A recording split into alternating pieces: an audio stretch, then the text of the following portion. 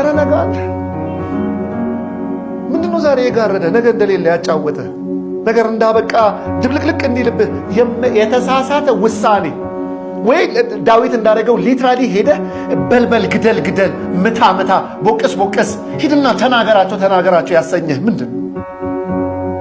ወይም ደግሞ በሌላ አቅጣጫ የማይሆን ውሳኔ በቃ አገልግሎት በቃኝ ብለህ እንድትወረወር ሊያደርግ ያደረገ አገር ጥፋ ያሰኘህ ሞት ይሻለኛል በህይወት ባኖር ራሴን ባንጠለጥል ይሻለኛል ያስባለህ ምንድን ነው?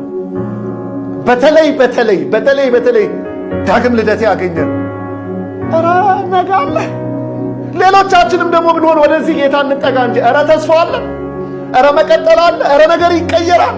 ትናንት እንዳለፈው ይሄኛውም ያልፋል። ዳዊት ግን ሲቹዌሽኑ ጋረደው፣ መልካም አላየው። ኋላ አእምሮሽ የተባረከ ሴት ነሽ ነው ያላት አይደል? አንተና ግሽለጥ ነው ያደረገ ሩቅ ነው ያሳየችው።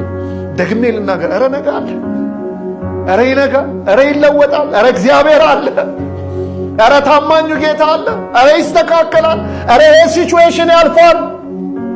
ወደ ጌታ መጠጋት ብቻ ነው። እናንተ ወዳጆቼ ስሙኝ፣ እናንተ ክርስቲያን ወዳጆቼ ስሙኝ። ኧረ ኢየሱስ ተመልሶ ይመጣል። ኧረ አገር አለን በሰማይ። ኧረ የተባረከ ተስፋችን ተመልሶ ይመጣል። በጎቹን ከፍየሎቹ የሚለይ ወስዳችኋለሁ ስፍራ ላዘጋጅላችሁ ነው ያለ ጌታ አለ። ኧረ ብቻ አይደለም ኑሮ፣ ኧረ ሌላ አለ። መልካም ማየት ይሁንልን።